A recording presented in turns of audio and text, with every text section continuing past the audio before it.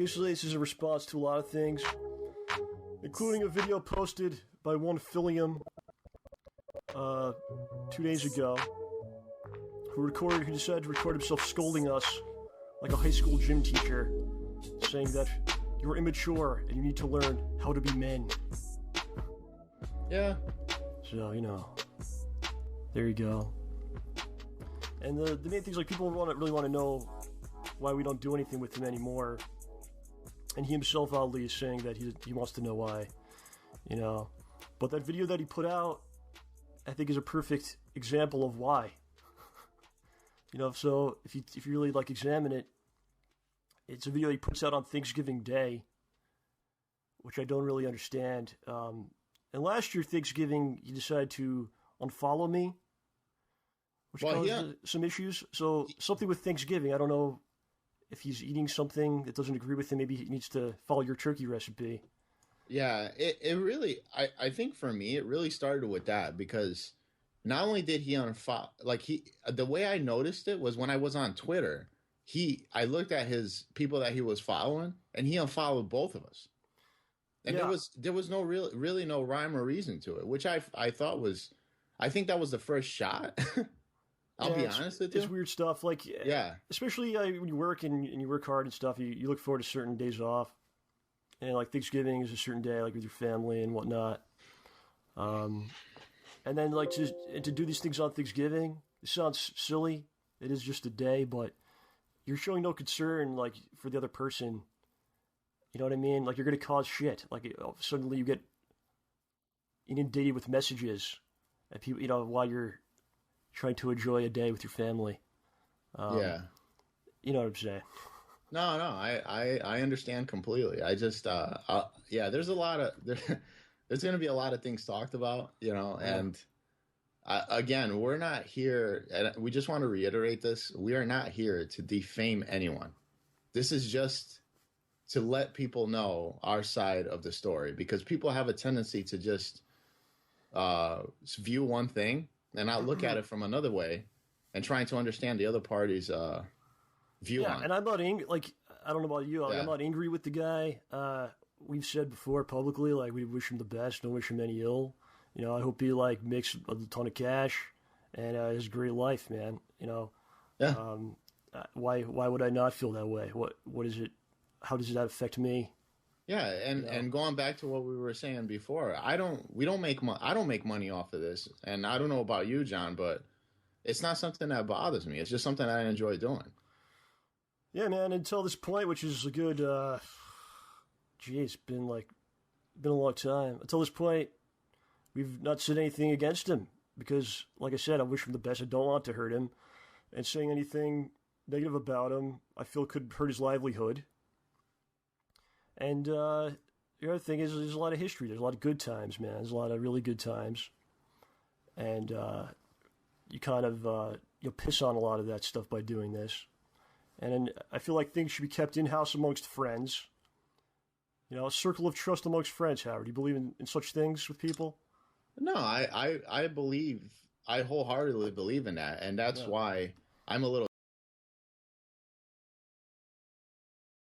ticked off about this, because it's one of those things where, like, you can't even trust him in terms of like sending a message, like a text message, because you don't know if that's going to get publicly put on like YouTube or if he's going to make a video about it, because it's something, if I send you a message, I don't expect you to the next day or 2 days later or whatever make during your regular vlog sessions, you go ahead and you publicly read the message. Yeah. And that's a great point, because like what we're going to be doing today is kind of maybe revealing some things, and I've kind of really held against doing that, because it does make you in a sense a hypocrite to be doing the same thing that has caused you pain or caused you to be pissed off. But it gets to the point, like, enough is enough, man. At this point, it's really jumped the shark, and things have got to be put out there, man. Sadly. Yeah. Yep. And the thing that's like, it's another thing that's sad about it is no one listens to this kind of stuff, and then, or listens to like him talk about us or us talk about him, and then goes, "Oh, these guys are fucking cool." You know what I mean? No, yeah. It's disgusting stuff. It's sad. It's not. You're not creating content. It's freaking garbage content for the bottom of the barrel, man. And that's what it is. But you get dragged into it, unfortunately. You know. So, you know, getting back to his video, it's really full of what's, as I said, it's an example of the problem itself. You know, it's full of what's been a long history of him saying things publicly, out of turn, exaggerating things, and or saying just saying shit that's not just not true. Yeah. About me, about others, man. So, and again, if people get pissed listening to this, as a consolation prize, if you really think about it, if you're a fan of Phil's, you have to agree that I did, and I know you did to an extent, everything you could to help him over the years. You know, and so much so that to this day, he makes money off of videos that we're in to this day, every day. Yeah. Whether it's, 10 cents, whether it's $10, whatever the hell it is. He's making money off, off the work we did for him every single day. And he's still finding new ways to monetize us based on that video and other things that go on. Yeah, pretty much. And then I think, I really think that, like, it's really like a testament as to what he held our friendships for, because it seems that the money was more important than us being his friend. Yeah, I mean, that's how you feel. Yeah. That's how you feel. That's how I feel, because, I don't know. There's like a whole bunch of things that we got to talk about, and I don't want to go ahead and go out of turn. All right, but, I got you. Yeah. We'll try to keep this, keep this rolling here. Yeah. In that video, he says, this is the Thanksgiving video I'm talking about. He says they talked shit about me. I don't know if you caught that part. Yep. And I'm not exactly sure what that is in reference to. Now, there was a video I put out, Pay Me Tons, parody, right? Yep. And it's a parody, man. I've done parodies in the past. Just to give you a little idea, I've done parodies about machinima. I did a YouTube parody where YouTube was a talking vagina robot that ran YouTube. Yep. I've done GameStop, et cetera, et cetera. It comes out, man. People get a little crazy about it. So 2 weeks later, you and I were doing the show, and we explained it wasn't singling him out.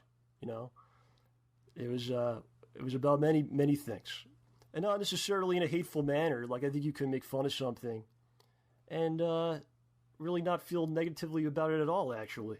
Yeah. Like Saturday Night Live, when Phil Hartman would dress as Bill Clinton, I don't think he wanted to assassinate the president. Right? Yep. It's having a good time with something. And that was really my, what was it about, man? Now, was he like an inspiration for the character that I was portraying in that? Yeah, sure, to an extent, But again, not in a malicious, hateful way. It's having some fun with something. But it's not, again, it's I think it's hard to say it's directly about one person.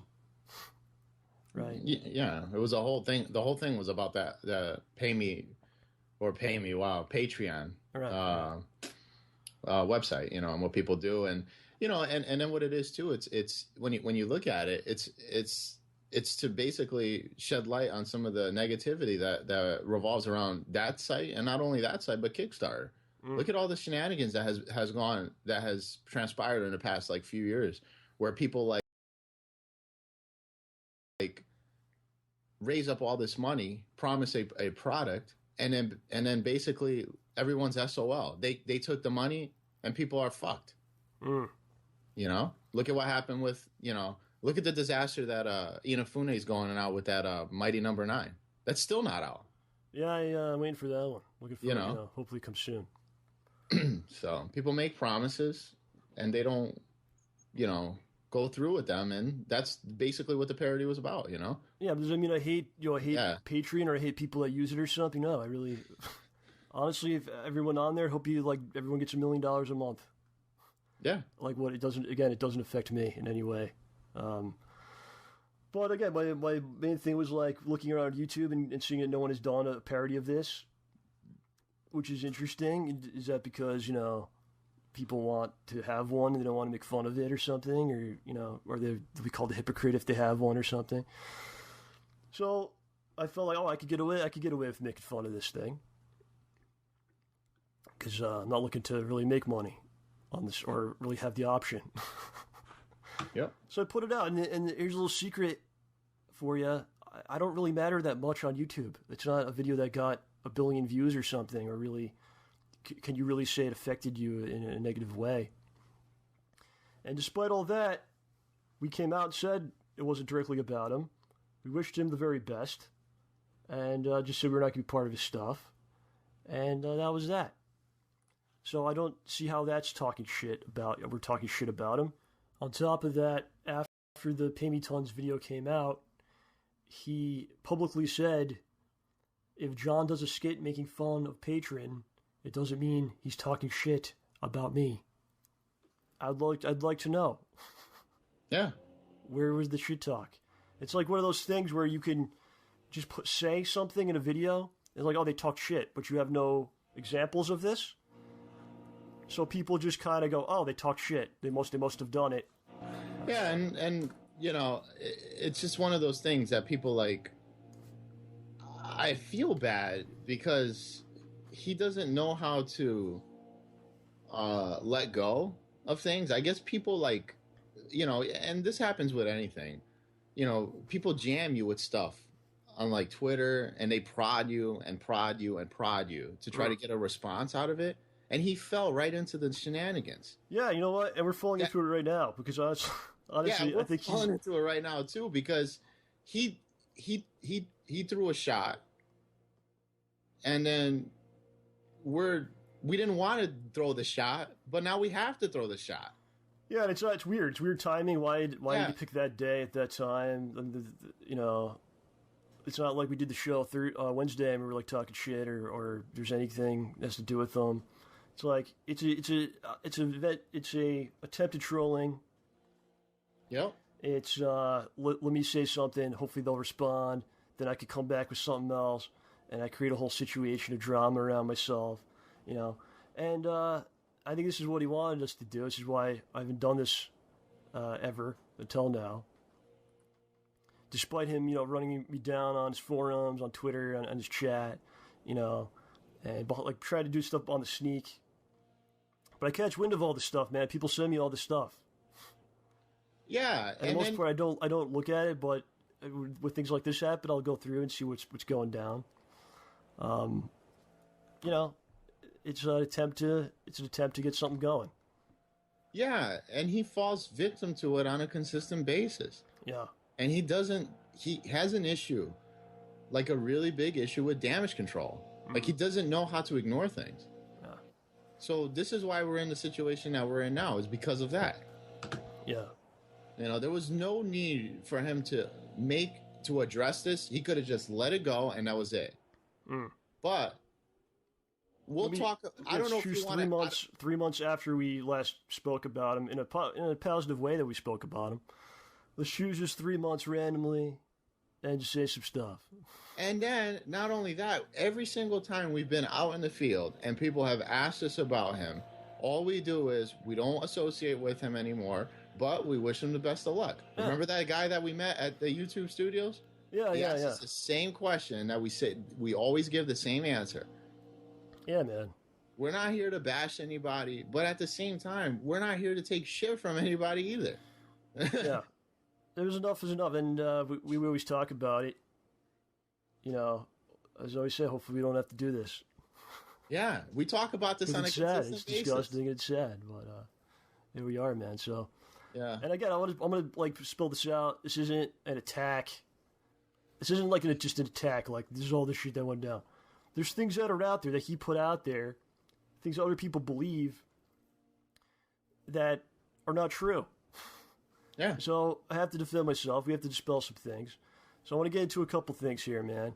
So the first one I want to talk about, which is disgusting, man, is money, okay? You ever told, like, you shouldn't talk about money? You ever Oh yeah, all the time. All the time. This is not me complaining about money, because honestly, from my side of things, I know some other people in our circle don't agree, but I believe I was treated fairly with money. But the problem is, info that's been presented to you is not exactly true. So it's something that he says quite often. John got 50%. He got half of everything that we made together, or videos I was in with him, right? And again, Howard, like, why is this something that's said publicly? This shouldn't have. Can you come up with any kind of reason? There is no reason to say this unless he's lying, or B, he's trying to save face. There is no reason to even address anything about money publicly on a YouTube video. Yeah, and this is done way before there was any kind of before there was major problems. It's just something that's thrown out, like, oh look, I'm a great guy, I'm giving him half the money. Yeah. It's not exactly the truth. Okay, so he starts doing YouTube stuff in 2008. I start doing videos with him. We've been hanging out for a couple years before that, playing games. So just kind of transition into, now we're going to be playing games, but recording games, you know. And I did this stuff from 2008 when he started YouTube. I did this for probably a couple years for nothing. He signs on with Machinima a few years later, and I had to come to him and ask, because we're still doing videos. I said, since you're getting something for this, do you feel that I should get a percentage of that for my efforts on here, right? Mm-hmm. So we make an agreement, which will be basically half of the month's co-op income. So what happens is he takes out taxes from that amount and cuts it in half, right? I get half of that. But for instance, like if it's March and we do videos in March, I will get a percentage of what was made in March. That does not include residuals, like for months coming up. Like, for instance, if those videos make more money in April or June and July, okay? Like, that doesn't include that. So whatever was made in April for that month, that's what I would get. It does not include streams or whatever other money comes in, right? Yeah. This went on for a little while. And again, not exactly 50% if you throw that out there, but this goes on for a little while. Then he says to me, Machinima isn't sending me reports anymore, so I have no idea the amount of money that we're making on the co-op. I have no way of figuring it out. So I can no longer figure out this percentage that we agreed on. So I basically just go, okay, listen, throw me $100 every time I come down. Okay? And the way I come to this number is because round trip, it's about 2.5 hours of driving, right? I'm there the entire day, and I have to buy a meal at some point. So give me $100 to kind of cover my expense. You also have to consider, these are days like I'm not going to work because my job, and I'm an independent contractor, so I'm not going to work these days. So if you really do the math, with gas and food and wear and tear in your car, $100 every time you come, you're not exactly profiting there. and including not going to or working at a job which will actually make you more money than this, Yep. So just to flat out say you got 50%, it's far from true. It's far from the truth there. Like I guess it's half truth. It's a half truth. Is that what you would say? Yeah, it's a half truth. So when people want to throw other stuff out there, man, you went to conventions and we paid for things. Again, like you go into conventions, you got to take time from work, which is I'm not getting paid for work. And we went to conventions, he's got an injury. He has a back injury. So I would go and I would carry things. I would film things. I did all the driving, as you know, and do whatever I could to help. I was coming as not. It's not just like, hey Phil, take me on this trip, and I'll fuck around and I'll sit by the pool. Came as basically to assist him in his business, as he likes to call it, right? Mm-hmm. So again, it's not me that wasn't me complaining about, like, I should have gotten this, I should have gotten that, or anything else. It's just, like, again, it gets out there. He got half of what's made. But there's many more details in there that, are not given. Let's get into this, man. I'll spend all day on this, probably go 8 hours on this topic. Try to keep it down as much as we can. But we got to touch on Project 7, because, again, there's things said publicly that kind of need to be, addressed. So Project 7, man, the version we were involved in. Tell us a little bit, like, how it started, Howard, man, because those are your guys, the very beginnings of this thing. Well, basically, we got together and, like... Well, how do you know Andre and Paul? Andre and Paul are childhood friends of mine. We grew up together. Yeah. And basically, Paul, as we got older, Paul ended up going to, like, a film school, and Andre as well. So yeah. Andre went to a film school in California. Paul went to a film school in New York. And right around the time, like, I had lost contact with them, and then, like, one day I ended up showing up to, I just met them. I go to church with them and everything else, and I just showed up at the church, and we were talking or whatever, and they were, we're talking about YouTube and stuff, and, I made mention about, that I started doing YouTube stuff, and, talked about a little bit about you guys, you and Phil, and, they were interested. So prior to me introducing you guys to them, I did a couple of videos with them under, I think it was it Respect the Pact at the time? Or, yeah, I think it was Respect the Pact, yeah. I remember this is how I remembered, okay? Yeah. I remember you came to me, and you go, I got these two guys, they're my friends. Yeah. Grew up together and whatnot. They want to make some videos. Are you interested in doing anything with them? And then I go, thinking about it, I go, let's bring Phil in on this. Yeah. Do you remember that? Yeah. But I think when we, so when we initially was like, let's do something with these guys. Yeah. And I was like, let's bring Phil in on it. My buddy, and then it was like, what are we going to do? And it wound up being the Project 7 thing. Yeah. Cause that was like, he started Project 7 when, like 2009. It was, I don't know. Yeah, maybe. Yeah. I think it was like a year before. And then we said, let's, why don't we just reboot it? Yeah. So I was in a process of that, and they were on board. Everybody was on board. We were having a great time. Yeah, it was a great time, and honestly, it was like an experience. Not necessarily the videos themselves, but the experience of doing it was like a real big thing for me, man. Like, I learned a lot from Andre and Paul, and I kind of got the bug to, like, oh shit, I want to make, like, movies and stuff like that. Thanks to those guys. Just seeing what they were doing. So it was a great experience in that, and then it kind of started to slowly erode away and fall apart, man. I'd say what really punched me in the face, man, that's what it basically was. Right before episode 3 is going to come out, doing my thing. This is going to be a common theme on this recording here, where I'm just kind of doing my thing, doing what I got to do in my daily life, and I start getting messages from people, and I go, what the hell is this? So, right before episode 3 comes out, Phil puts out a video. He's talking about Project 7, whatever, man. And it's just something he often says. He says, like, he'll, like, set it up. I don't mean to badmouth. Don't take this the wrong way. He says, I don't mean to badmouth John Rambo. Don't take this the wrong way.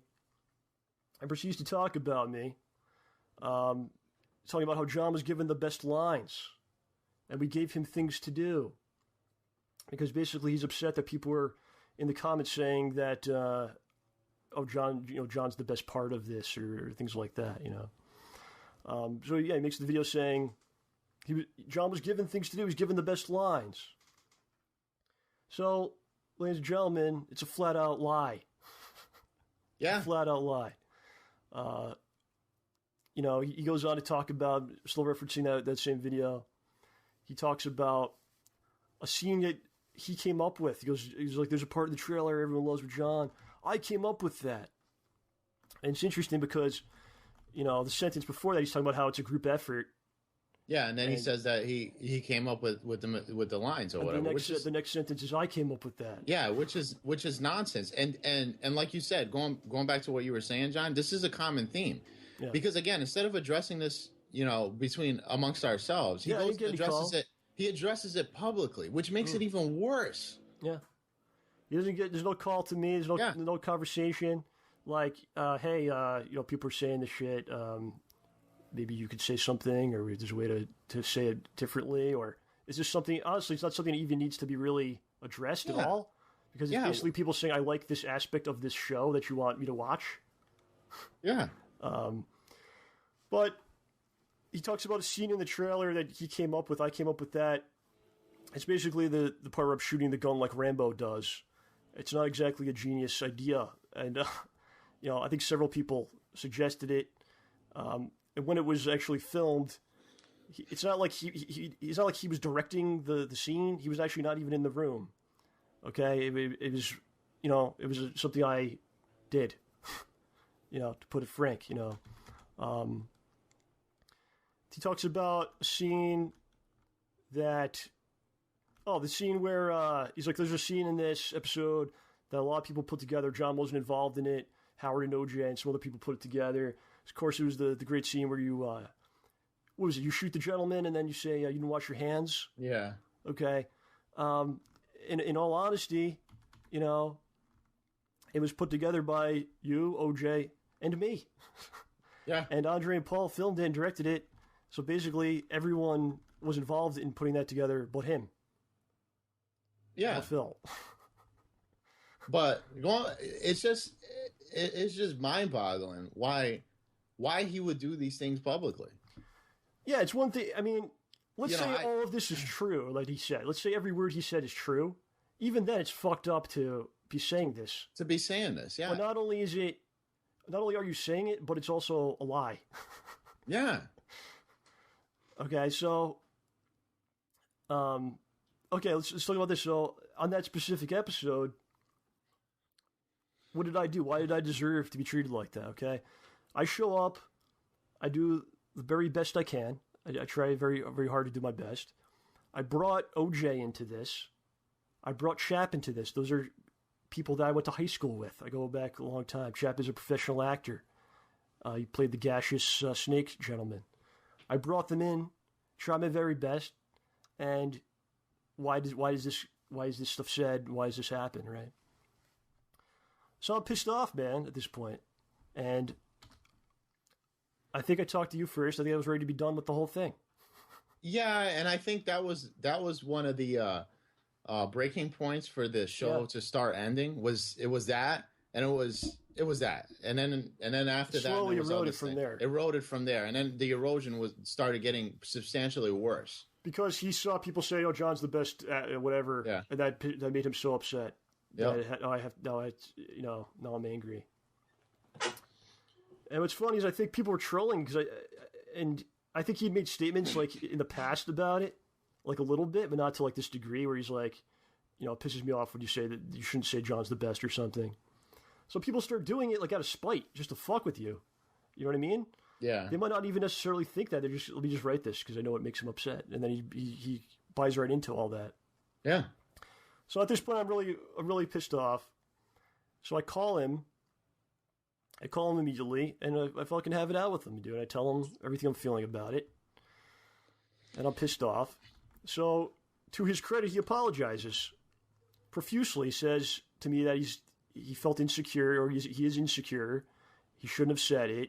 He just got really frustrated with what they were saying, and he just couldn't take it anymore, and he had to say something, and he exploded. So he apologizes to me, and I accept it.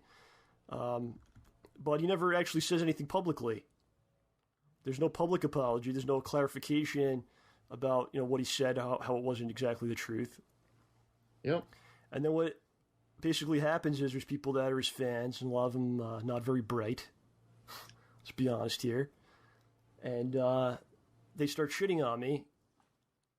They come at me and they shit on me because they think, oh, fucking, that's what Phil wants me to do, right? Yep. He wants me to do that. And again, why did I deserve that? Yeah. So continue with Project 7, man. So you said it started to fall apart at that point. What do you think happens? Where do you started to fall apart? And what was basically happening was these guys were working 50, 60 hours a week on getting this shit edited to try to pump it out with these unrealistic timelines. So naturally, what's going to happen is people are just going to get burnt out, which ended up happening. Couple that with the fact. And again, we don't want to talk too much about it, but couple that with the fact with money. You know, these guys are putting all this time and effort into this fucking thing. And what do they get? Gugats. That's what they got. Because when you think about it, right, you would think, oh, because people are, when I say this, people are going to come back and say, well, Phil promoted their channel and that's all they wanted. No. Here's the bottom line, right? You would think out of the kindness of your heart, you would go ahead, damn, man, these guys are putting all this time and effort in this thing. It's not even kindness, it's just what's fair is fair. What's fair is fair. Let me throw them a couple of bones. Whatever the case may be, throw them some money here and there, some percentage of the profits, and this and that. So what ends up happening? John and I are talking about this, and John says, I'm going to talk to him. So what does John say? John goes up to him and says, dude, throw him some money, man. These guys, if you throw them some money, they'll continue. If not, they're going to stop. Yeah, and that's a great point, because anytime there is a problem, I always do address it right to his face. Yeah. So which is not being said now. What does he say? He has the audacity to say, "Oh, they didn't. I told them, or I asked them if they wanted money, and they denied it. That's a fucking load of shit." Okay, so because I talked to them afterwards about it. All right, so Project 7 was a lot of work for them. I don't think it was much work for us, despite what Phil would talk about how hard the day was. No, it wasn't. It wasn't hard. It wasn't hard for us. It was hard for them. Yeah, I mean, it was one day of filming. Maybe 7 hours in one day, and then you go home and you're done. Before you continue, John, just to give you guys an idea of how long it takes to do things. One of the scenes that we did in that part 3 was a bullet scene where we're firing bullets. They told me it took them 4 to 5 hours to do that, just that scene, and that scene was what, 5 seconds? 5. Yeah. Trust me, I know. Yeah, I know about that. So it gets to a point where it's a lot of work for these guys. They feel like they're not getting anything back. And they're not getting credit. They're not getting, monetized things. Nothing. Okay. Something happened. Andre had basically a big life-changing thing. He's having a kid. Okay. Andre's gonna have a kid. So they basically say, look, we can't do this anymore. We can't do the Project 7 anymore. It's just not, it's not worth our time, man. We got other stuff we got to do. So I had a conversation, like Howard said, I had a conversation with Phil. I said, listen, you have to make it worth their while, man. Throw them money. And I'm not saying throw them like thousands of dollars. At this point, there was already 4 episodes that had come out, right? Yeah. Because we did four episodes that had come out.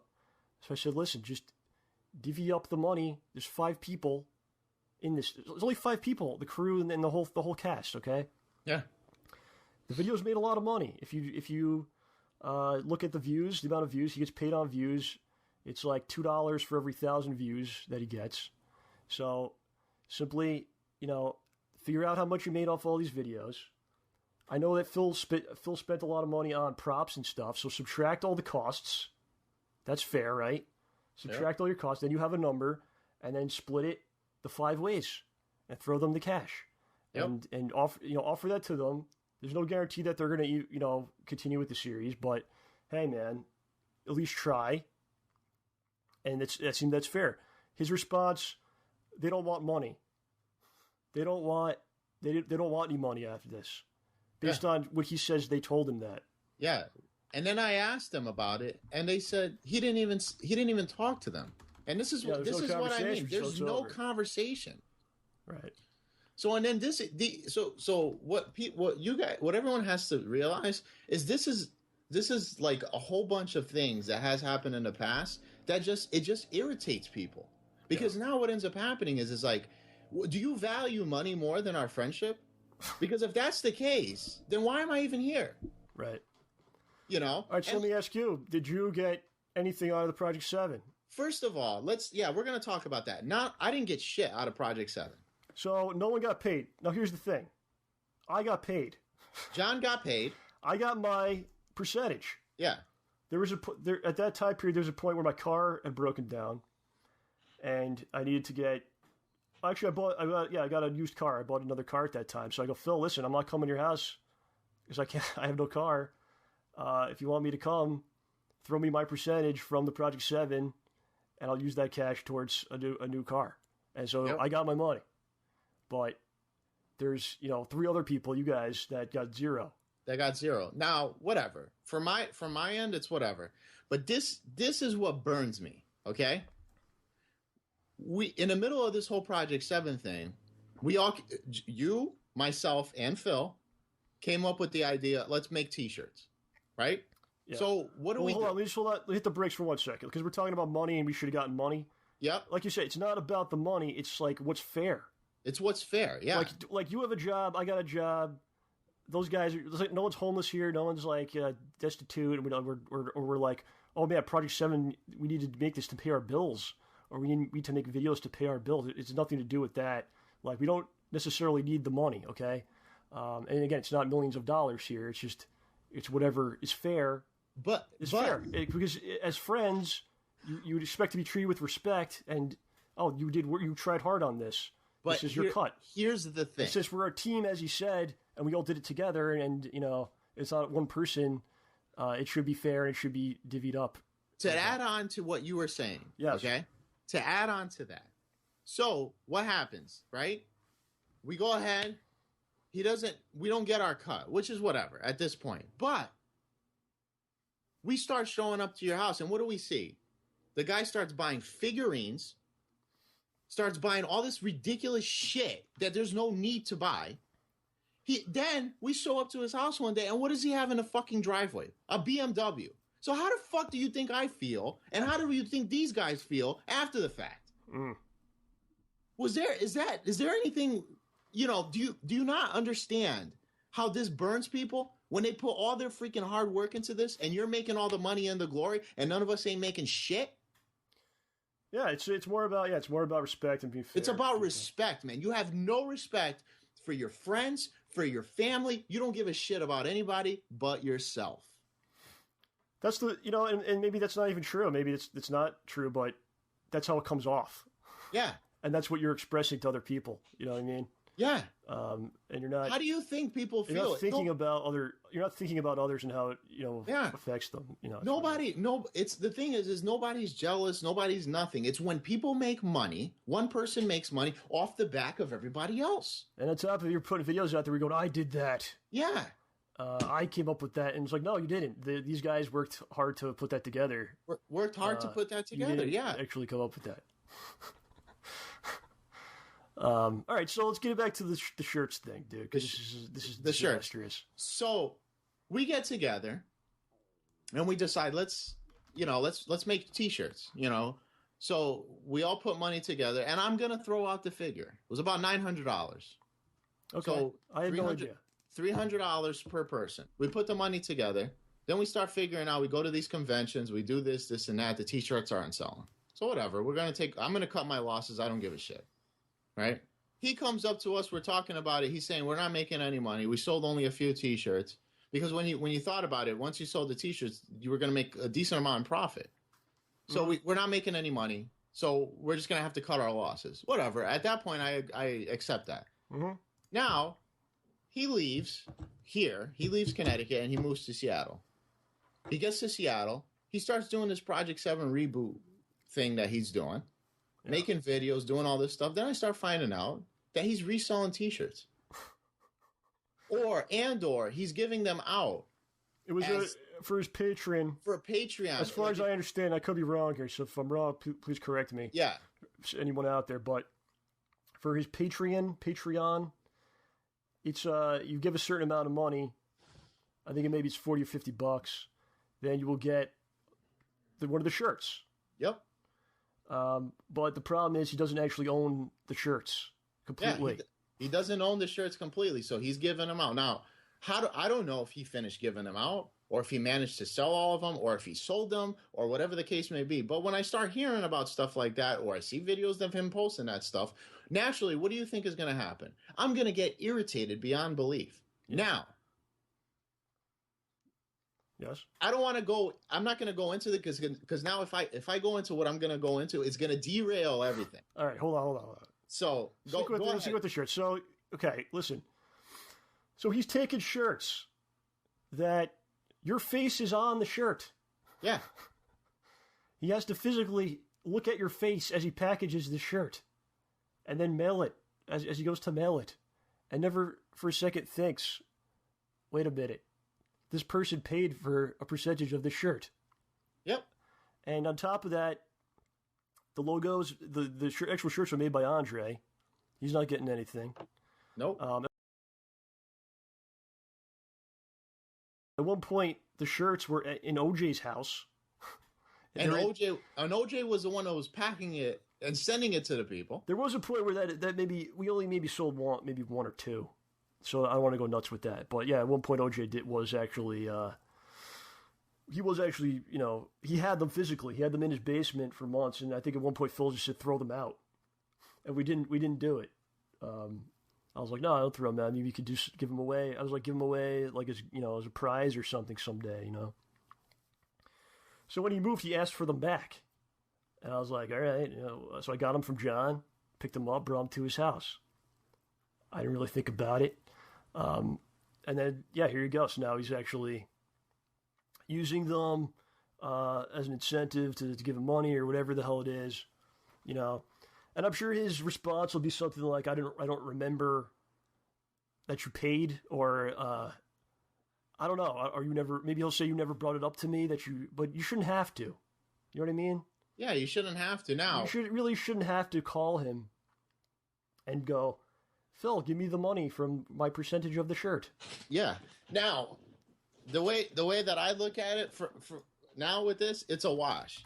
And this is why it's a wash. Actually, it's not really a wash when I look at it like this because of what he had told me. And this goes back to what we were talking about before, about him detracting statements, right? So let's rewind before Project 7. So what do? We start playing ST, right? We start buying the cabs. So you and I, and just to throw this information out there, the way this thing started was John and I decided to buy a cab, right? The cab shows up. In the middle of this, right? He comes, Phil shows up and he's like, yeah, we're at his house and we're looking at some of his stuff and I found a super turbo board. He has a blue one. So we're like, oh, I didn't know you had a super turbo board and this and that. And he goes, I don't even know if this thing works anymore. So we plug it in. We go to the house. We bring it over to the house. We plug it in. It's dead. Mm-hmm. Right? So CPS2 has a battery. The battery dies. The board dies. So he goes to me. He's like, man, I can't really do anything with it. You can keep it. If you can fix it, just keep it. Right? So what do? I got a friend of mine that lives in Manchester. Right? He goes, I call him up. I met him online, Bill. And Bill goes, yeah, just come by. I'll revive the board, right? So I throw him I think it was like $30 or $40, right? He goes, revives the boards for me, rewrites the EPROMs, gets rid of the battery. Board works fine, right? Mm-hmm. So one day he comes up and we start playing ST. I said, I managed to get that board up and running. Oh, all right, so when are you going to give it back to me? You just told me you're going to give me the fucking board. What do you mean give it back to you? What, are you out of your mind? I just paid $40 to revive this, and you think I'm going to give it back to you? Okay. So, and then right after what happens, the T-shirt thing happens. Yeah. So you know what I say? Fuck it, I ain't giving you shit back. So I'm keeping a board, right, for the T-shirt, for the $300 that you owe me in fucking T-shirts. Huh. There you go. Right. That's the thing. Like, you shouldn't have to go to your friend consistently and bring up, like, why did you say this? Please give me the money you owe me. This isn't fair. Yeah. It puts you in a terrible position to have to keep doing that, and it's tough. But then it gets to a point where you just get irritated because the guy don't give a shit about you or anyone else. That's what's irritating the most, man. So again, since I'm addressing things that have been said publicly and giving you my side, some other things that happened over the years, man. I'll get into this quickly. Some things started going down, man. More of him, again, like I said earlier, exaggerating things, putting words in my mouth, whatnot. So there's a situation that goes down where it involves, of all things, Howard, Mario Party. Oh, God. Involving Mario Party. So people were going out there and saying, because we were doing a lot of co-ops, so they're like, we want to see you play Mario Party with John. We want John and Phil to play Mario Party. Please play it. Phil decides he wants to play it with his girlfriend, which is perfectly fine. I really don't care. It's perfectly cool. And just to put it out there, I have no problem with his girlfriend. I've met her a couple times. She was very nice to me. I got nothing bad to say. She's cool people to me. Okay? Whatever. So he wants to play with his girlfriend. He makes a video where he says that John doesn't want to play Mario Party. John likes gritty, mature type games. He doesn't want to play that. I'm going to play it with my girlfriend. It's flat out lie. I was up for playing whatever he wanted to play, especially if people wanted us to play it. And, to prove my statements correct, and to support them, look at the stuff that we did play. So much crazy stuff, all the Kinect games, Kung Fu Riders, or whatever else, man. Whatever he wanted to do, whatever the people wanted us to do, I would certainly do it. Oh yeah, I could do a testament to that because you and I played some really shitty games, man. And it's hard to dispute that. So I draw the line of Mario Party, but everything else is fine. Yeah. So what happens is he says, "Oh, John doesn't want to play that," and this is something that people are asking for. So what happens? The common theme: people get pissed at me, and I start getting while I'm going about my business during the day. I start getting messages, and people are pissy. Oh, it's not mature enough for you, you big nose piece of shit. Maybe not exactly that, but along those lines, man. Oh, man. And again, I bring this up to his attention because he wants to talk about how, you're supposed to say things that you feel if you're a man and whatnot. So as I've already given you several examples, here's another one. And I tell him what's up. He apologizes, just like the several times before that. And it starts to click, if someone just keeps saying sorry when they do something, they're not really apologizing, right? If apologizing isn't just words, it's I will not do this thing again because I feel bad about it. If you keep doing the thing, it's not actually an apology. What do you think about that? No, I agree with you 100%. And it seems as if it's like a common theme where he wants to do something and or somebody keeps, like I was telling you, man, he falls right victim to it all the time. Somebody keeps prodding him through social media or whatever for X, Y, and Z, and he falls right into the trap. Yeah. And it happens every single time. He could have just been up front and said, well, I want to play Mario Party with my girlfriend, and that's it. But he wants to look, I have to make myself look good. Yeah, I'll blame it on John. I'm going to blame it on John. That big-nosed piece of shit. He did not say that. I'm not saying that. I'm just joking there. But, yeah, that's exactly what it is, Yeah. Oh, here's my scapegoat that I could get out of the situation. Because if I play with her, people are going to thumb down the video or something, or be mad that John's not there. So he didn't want to play it, right? Yeah. Let's get into some stuff here. Basically, from when he moved. In the Thanksgiving video that he put out, his timeline is completely fucked. He talks about how we had plans in the fall. He was going to move. He moved in June. And John and I had plans in the fall. We were going to start doing stuff. Now, on this same channel that he's saying these things on, there's videos from that time period where he's talking about doing stuff in that summer. So his timeline is screwed, man. It's not true. There was no plan to wait till the fall or anything like that. Basically, what he said was after he moves in a couple weeks, we'll start doing things. So he moves in June. Things are fine. I actually go there and help him move some stuff out. Mm-hmm. And okay, let's get into this. So no, I'm not upset that he moved. okay, and I'm angry or jealous or something, or I got left behind or something like that. If someone's moving, by the way, I've said this to him. I've said this publicly on the show. Right before he moved, he was on the show with me. If someone is moving or making a change in their life because they feel it will improve their life, I support that 100%. Just like I've always supported him 100%. You know, or anyone, man. Howie, if you told me you're moving to Iceland tomorrow because it's going to give you a better life, I'm going to be over there helping you pack, dude. Cool. You know, how could you feel otherwise? And that's my take on that, man. Have you had friends that moved away? Do you hate them for doing that? No, still talk to them and everything else. And, you know, and going back, you know, I wanted to touch a little bit on that whole moving thing, you know. I was a little upset. I was very upset at the fact that he sent me a text message like last minute asking me to do like a co-op with him. And basically, actually, let me retract on that. Basically, I think what ended up happening was I got caught. Like, he sent me a text message. I agreed to it. And I think I got caught in like a jam with something. Uh-huh. And I told him, I'm like, dude, I don't know if I'm going to be able to make it. You know, I got some stuff going on and this and that. And basically, he makes me feel like shit. Mm-hmm. Because he writes back, he goes, well, if you don't show up, it just basically solidifies the fact that we're not friends. Wow. And, dude, he made me feel like shit. Like, seriously, like shit. Yeah. So what I said was I was something I had to do with Jasmine. And I told Jasmine, I go, listen, I'm just going to go, you know, I'm going to end up going to this thing. The guy's leaving. And, you know, whatever. So we go, you know, we do our playthrough or whatever, right?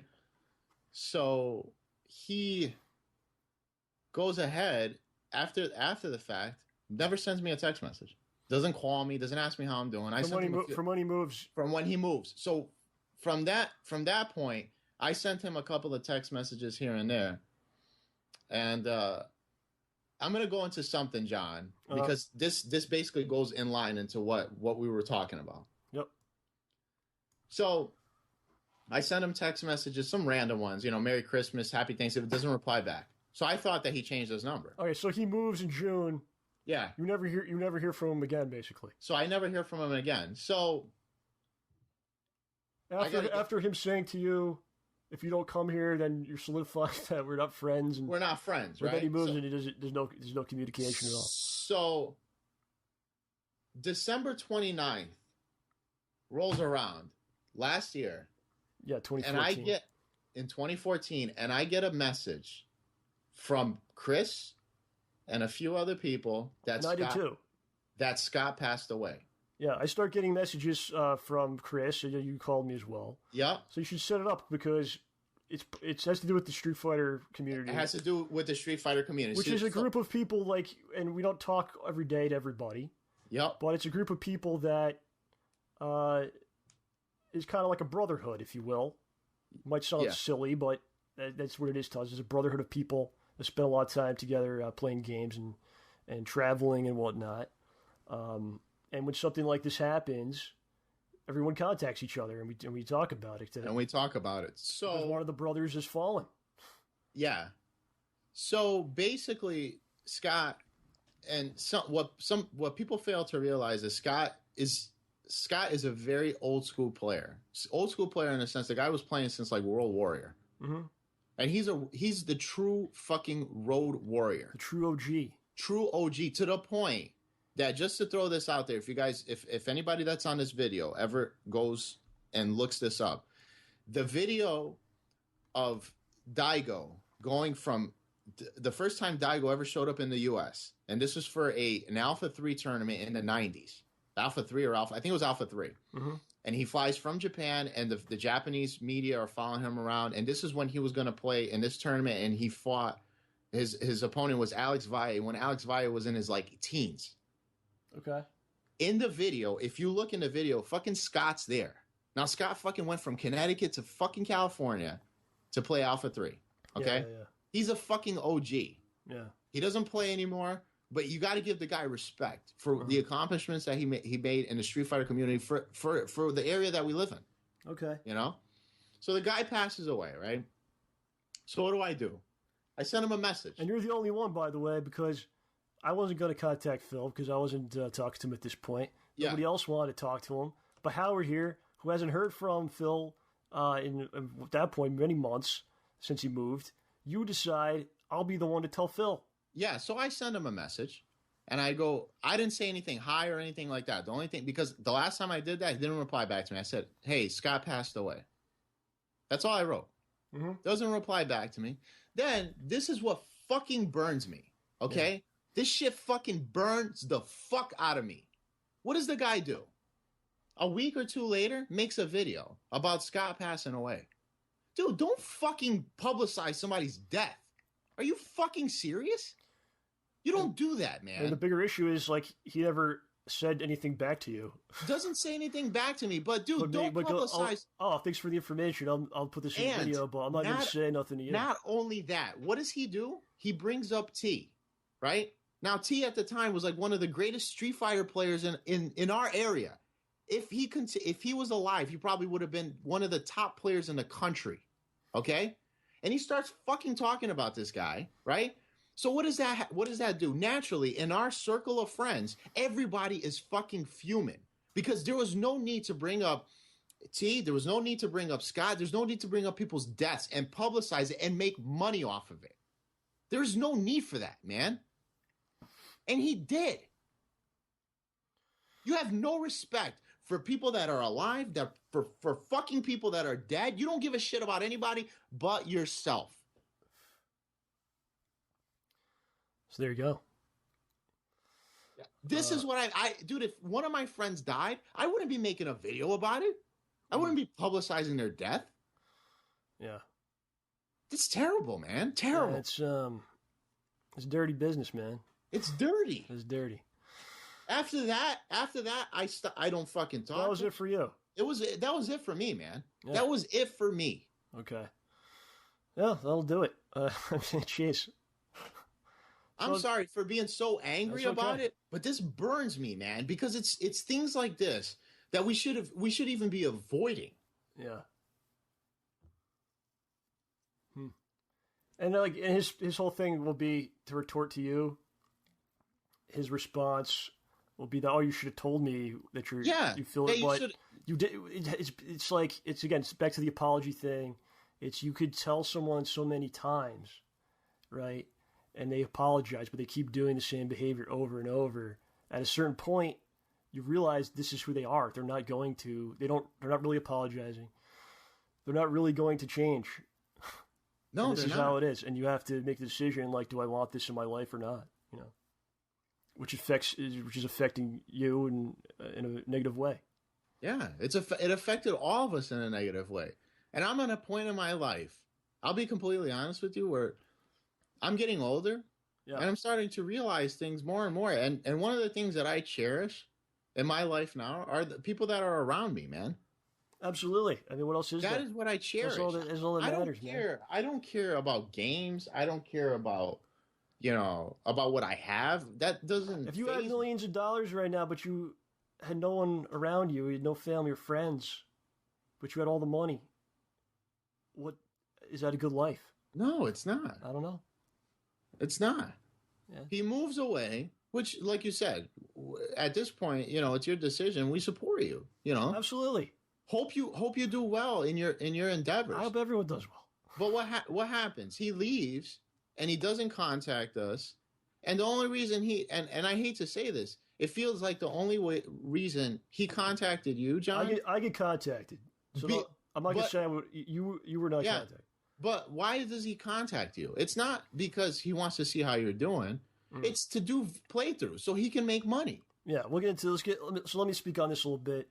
So going back to his Thanksgiving video, he says there's a lot of rumors about why we're not doing stuff. And he goes, it's definitely not about the money. And it's not about me revealing something personal. It's definitely not that. But it could possibly be that I just moved and they're resentful about that. Yeah. So it could be that one, I guess, because that doesn't make him look bad in any way, Well, that's funny. So anyway, he moves. What he told me is in a couple weeks, when he's settled, he's going to contact me and we start doing stuff. So a couple weeks go by. He starts contacting me about things. And quite frankly, he's being pushy about it a little bit. I need to, let's do it. When do you want to do it this weekend? What time this weekend? Is getting really kind of hammering out a date, kind of pressuring. And I think at one week we even had a date to record something, but I canceled on him because I was going through a very difficult period at this point, and I had every intention and desire to do stuff with him at this point. I had basically destroyed myself, Howard, as you know. I talked to you about it. And that's not me complaining, because being a man, if you want to talk about being a man, I feel like being a man is you make choices and then you deal with the consequences, right? Yeah. You don't run to complain online or cry about what the world owes you all these things. You deal with what you got to deal with, man. So I basically had a lot. I basically had a lot happening. I had really run myself into the ground, sacrificing a lot of things. Doing his content too. I was working on the episode, Sean's Man Hole Punch episode 9.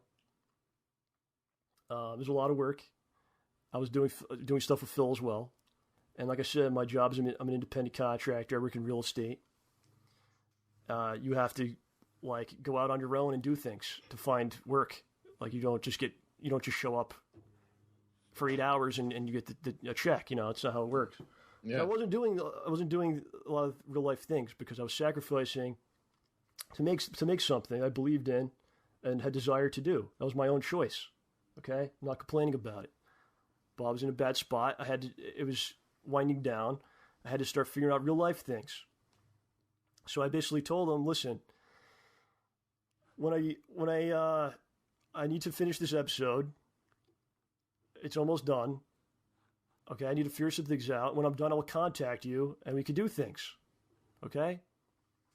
I actually didn't do my own show, the show. I didn't do it for all of July because I was doing precisely that. I was trying to figure things out. And I didn't do much of anything else. I was working on my stuff, man. Getting things done. So I'm finally done with the episode in August. August 13th, it comes out, which is a Wednesday. And I'm pretty burnt. I immediately decide I'm going to go on vacation for a couple days. So I go to Twitter and I say, thanks for everyone for watching the episode. I'm going into the woods for a while. I'll be back soon. I went to Bear Mountain, Howard. Have you ever been? Yes, I have. You have? Yes, I have. So I went to Bear Mountain. I camped out in the woods. I unplugged everything. There's no phone. There's nothing. Okay? Kind of like detox, man. Staring at a computer screen for, at that point, a long time. Wow. I never knew about this. I did this again this year. I do this every year now. Okay. So I did put a message. I didn't contact him and say, the episode's up, because, like I said, there was an agreement that we talked about where I said, when I'm ready to do stuff, I will let you know. It should be soon. But the episode comes out. I put on Twitter, I'm going away. He notices while I'm gone, he notices the episode comes out. So while I'm away, he starts throwing me messages again. I'm not around to respond to them. So that weekend, he makes a video, one of his videos that he puts out. He says, I've been trying to reach John, but he won't respond to me. Okay? I come back from my trip. I got messages from him. I got messages from other people saying, why the fuck won't you talk to Phil? Phil's upset. And I'm kind of pissed about that, Howard.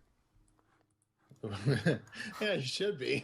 So I'm kind of pissed about this. I don't contact him. I basically say, look, I'm gonna keep holding him to what I said weeks ago, which is when I'm ready, I'm gonna do stuff. I will contact him. The following week, I get more messages. They mostly are like, how are you doing? And then as soon as you say good, then immediately goes right into the videos. You know what I mean? Like that kind of thing. It's like a setup, and then videos. Videos. Are we going to make the videos? Let's do some videos. I need to tell people when we're making the videos. Let's do some videos. I don't respond to any of these messages because, like I said, I'm in kind of a bad spot. The episode had come out. Now I'm kind of like, all this time is kind of freed up. So I'm piecing my life back together, putting things back together. And I got things going on that actually matter beyond making videos with him. Okay? So I eventually get a message from him in the middle of the night, Howard. And it wakes me up because I'm sleeping, and I'm pissed off because I have to work the next morning. So I believe I woke up, I'm pissed off, go back to sleep. I remember waking up the next morning and very quickly responding to this in a very nondescript text response, which was basically, please count me out for a while. I'm looking to move. I'm trying to get money together to move. YouTube isn't going to help with that, which is in reference to doing stuff with him, okay? Because my stuff that I was doing isn't monetized, and I'm not looking to, I wasn't looking to make money with that as my creative outlet. And I said, I'm around most nights, please call me, okay? So Howard, I'm thinking the next day, Phil will call, right? Yep. Because I basically expressed I'm having a tough time, and I said, please call me. So I'm thinking the next day is I'll get a call and we'll talk about things. What I would have told him was, hey man, I need 2 or 3 months to get my stuff together, to get healthier and actually go to work and undo some damage, which is, again, I did by choice. I'm not complaining. Yeah. But instead, what happens, Howard, is I'm going about my business the next day. I get a text from the Air Raid Lord. And he says, sorry to hear about what happened. And I go, what do you mean? He goes, I'm sorry to hear that you're leaving YouTube. I start getting other tweets from various people with similar sentiments. Wow. So I go, what the hell's going on here? So I go right to his channel, and I see that Phil did not actually call me. He instead made a video, a monetized video, by the way, where he publicly reads the text out loud for whatever reason. He goes on to give me a bunch of compliments and then kind of buries me after that, which is a weird mixture that he likes to do sometimes. It's okay if I speak negatively because I complimented you first, so it's okay, right? I don't know. Yeah, exactly. He does the same thing where he goes, "I'm going to be honest with everyone," that usual spiel. He talks about how John's giving up on YouTube. He doesn't want to do stuff on YouTube anymore. He kind of implies like I'm upset about views. I'm not getting enough credit or views or money, and very far from my feelings on things. That's awesome. I don't think I ever. It's very hard to make the argument that I tried to make a living on YouTube or I tried to make money on YouTube. Okay, the stuff I put out is not going to reach a lot of people. It's not really possible. It's a 2-hour podcast, which is weird. It's a web series that's weird. It's very different than taking a video game that millions of people know about. It's advertised and doing a playthrough. People could find you in a search. And like for my stuff, I know what the ceiling is. Like the first Shazman Whole Punch episode, however, is like 20,000 views. So yeah. That's my ceiling. It's not 200,000, 2 million, 20,000. I then spent the next 3 years making more of those, knowing what that ceiling is. It's never a goal to get fame or money. It's like, this is what I like to do. This is what I want to make, The show, we've done, almost 200 episodes. We know what the ceiling is. Yeah, exactly.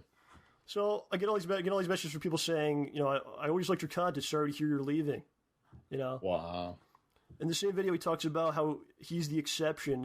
I'm the one in the million that can do this, that can make it. Well, congratulations, man. Again, we don't make the same type of content. And he refers to himself as the realest motherfucker on the internet when he's spewing misinformation, when he could have just called. And by the way, Howie. Yep. He has never actually called me to this day, which is 15 months later. Well, maybe 13 months. He's never actually called. Yeah. And in this video, he said, I'm going to call him. He's never actually called me. Yeah. Now do you want I don't know. I just why don't you roll into the next bit? All right, hold on. So, yeah. I feel like as a friend you would call and you say, what's going on? Is there something I could do to help you out? Which is what you did. we would talk, right? Yeah. And you would check in once in a while. And I call John maybe once a week just to see how he's doing. And I would tell you, like, yeah, this is what's going on, and it's not that you could fix the situation. I'm not looking for someone to be like, I'm going to fix your problems. It's, talking it out, right? Let you know I support you, that kind of thing. Yeah. So that's that, and I want to talk about this. He'll often say, I'm the realist. I'm the most, here's honestly this. Here's the truth of the matter. When people do that, they're usually doing it for a reason. It's usually because they're not telling the truth.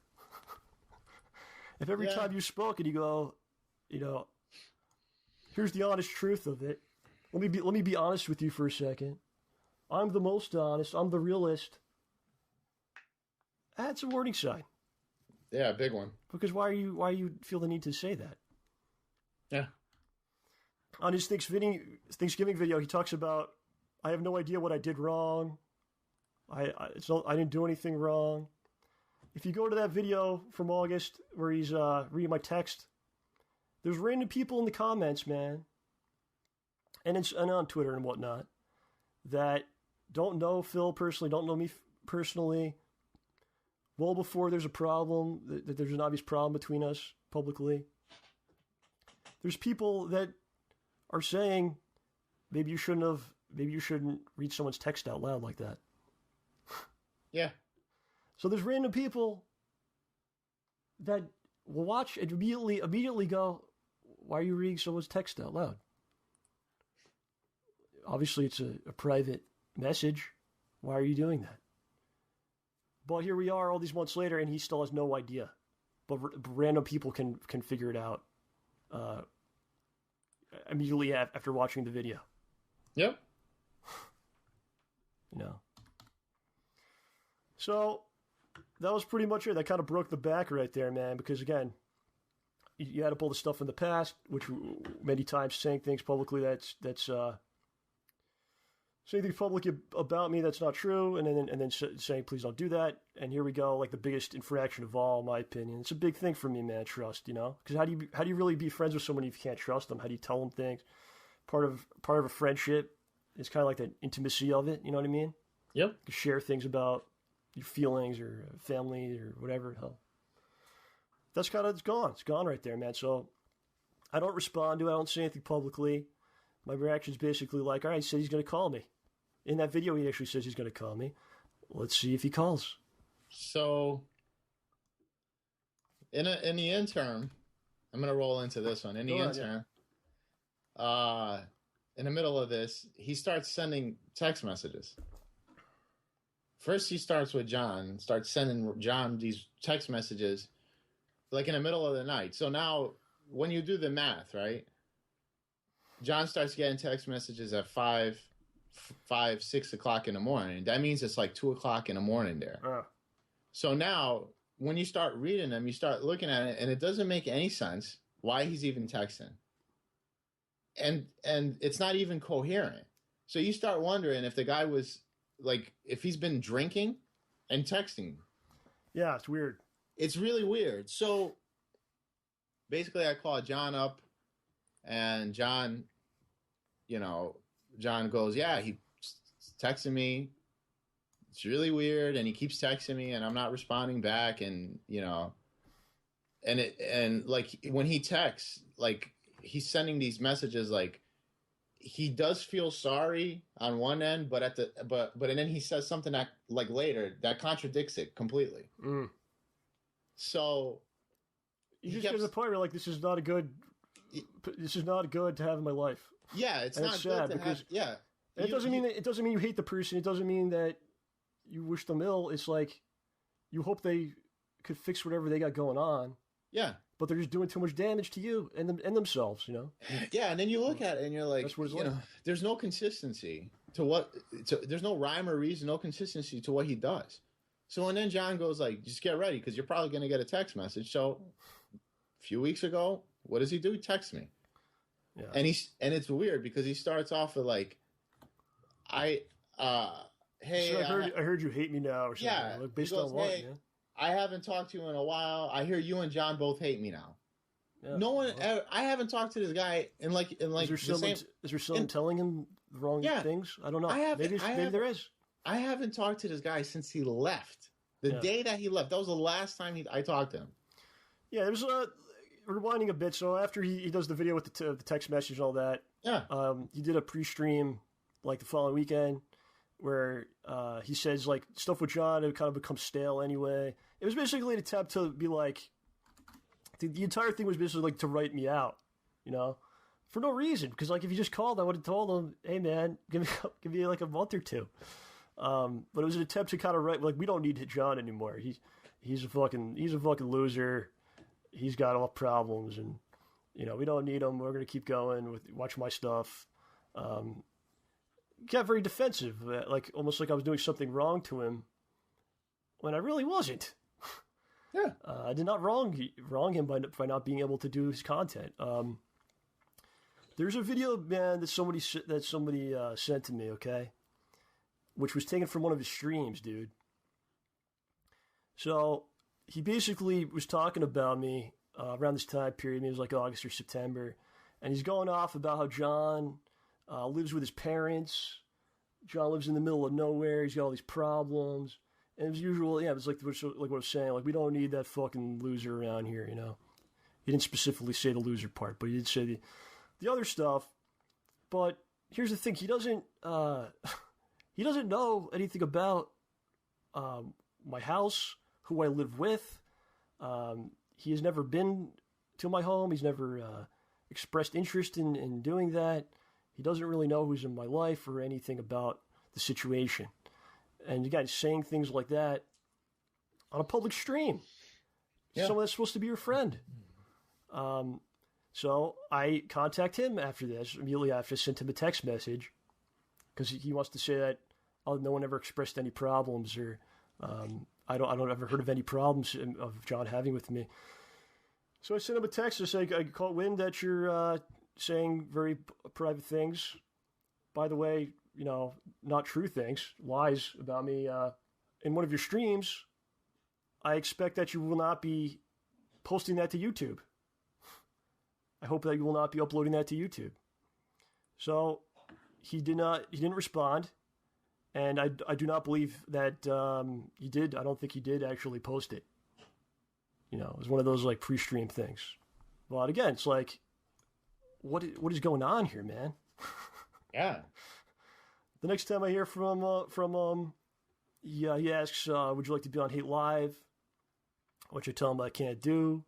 He gets kind of frustrated about it, and I kind of listen, man, I'm doing my own show this week. Like I'm not available to do that. You know, it's basically like every interaction has to eventually do with videos and stuff, man. He talked about the Thanksgiving video. He talks about like we were talking about shows and stuff. It'll be a message like, hey, you're watching Gotham. And I'll be like, yeah, it's pretty decent. And then it'll just immediately turn into, let's record this weekend. Yeah. You know, it's like, what are you thinking, man? You know, I'll admit there's many texts he sends which I just don't respond to, because how do you trust it, man? Yeah. How do you trust this isn't going to become something that's I got to talk about in a video now? Yeah, See, John's talking to me all the time. And that's one. And that's one of the reasons why I was reluctant to why I didn't reply to that text message, because I looked at it and said, well, if John went through this nonsense with him going ahead and posting these text messages on or reading these things on his vlogs, then what's it going to keep him from doing it with me? Or if you respond, it becomes like, oh, Howard's talking to me. What the fuck, John's on? Yeah. So why even put myself in that predicament? That's why I didn't even bother texting him back. I just left it like that. But and then, like I said, he writes these text messages, sends text messages to John, then sends me a text message, and then what does he do right after? He goes ahead, he posts a video. Yeah, this was maybe 2 weeks ago. 2 weeks ago, and then what does he do? This week he goes and posts this video on Thanksgiving. So yeah, 2 weeks ago we both got texts like the middle of the freaking night while we're middle of the night. I got this text message. It was like 4:30 it was 5:30 in the morning. So that was like, I think it was like 3 in the morning over there, 2 in the morning. Yeah. So I look at it and I talked to John and I said, you know, I really think he's drinking. He basically, these texts, I'm not going to go word for word because that's what happened to me. I'm not going to do that, but he basically expressed that he wants to kind of work things out. Yeah. But he really doesn't, because you saw what he did on Thanksgiving. So it was basically like an ultimatum kind of thing. Like, if you don't fucking talk to me, respond to me right now, then I'm going to go publicly and try to fuck you, publicly. Yeah. So you're not really apologetic if you're doing that. You're not really trying to make things right.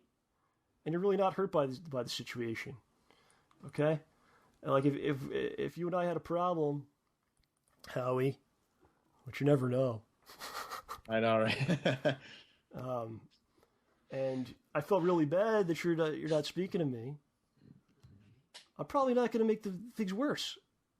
No, by saying shit like whatever he said, the insults that he said in a public video. Yeah, and it's almost like he's always got to try to save face. I'm the winner. There's no winner in this situation, man. And I would try to address it personally versus doing it the way he does. And personally, I'll be completely honest with you, John. I really think that he watches too much WWE, because it feels like, no, I'm not lying, dude. It feels like, if it really feels like he tries to make his channel like that, where it's full of drama. It's all drama, just to try to create controversy so that he can get more views. Yeah, and we're feeding into it right now. And we're feeding into it right now. Like I said, he's still finding ways to monetize us after this time, but yeah. Let's bring up that. So WWE Smart Guys, man. People often ask him, like, "Are you doing Smart Guys?" And he'll just throw me under the bus. Like, it's up to John. It's 100% on him if we'll do it. I got some text from him from last summer where he's basically like, "Let me know when you want to do Smart Guys, so I'll start watching wrestling again." So what that says to me is, like, you're not really a fan of it. You don't really watch it. You will watch it if you could make a video about it, and you're going to make a video about it because you want to monetize a video. Yeah. Right? So it's just really weird, Like, I'll start watching when you let me know that we're going to do the show. Otherwise, I'm not going to fucking look at it, I don't know. Let's go with Thanksgiving last year, man. I'm just trying. We only got maybe a couple things here left just to get out of here. Not ruin the entire day here. Yeah. Because life is good, man. If you let life be good, there's a lot of great things you could be doing with yourself. Oh, exactly.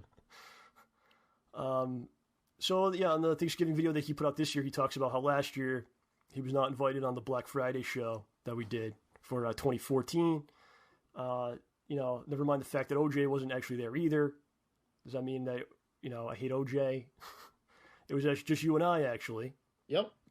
And he also doesn't bring up the fact that last year on Thanksgiving, is when he decided to unfollow me on Twitter. Which again, like today, you're supposed to be with your family and friends and whatnot, and causes me to get a bunch of shitty messages, just like this year. It causes you to get a bunch of shitty messages and cause problems, drama that you don't need, man, that you're not looking for and don't deserve, really. So there's something out there where people will be like, people are saying John unfollowed Phil on YouTube, but the fact of the matter is I never actually followed him in the first place, so I didn't unfollow him. I also didn't follow OJ and Howard. I didn't follow any of you guys on YouTube, Mm-hmm. So I didn't actually follow him and then consciously unfollow him.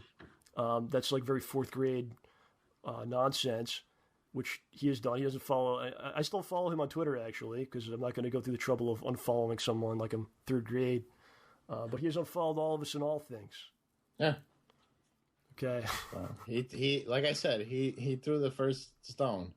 So now he's wondering why we don't talk to him. And then, when you start looking at some of the underlying issues, you realize why. It's a freaking circus, man. It's a circus. He's doing the Patreon. We talked about the shirts. Yep. Since we're just kind of emptying the barrel here, Yeah. A couple months ago, maybe it was September or August of 2015 this year, he he put out a montage of a co-op playthrough that we did, and put ads on there.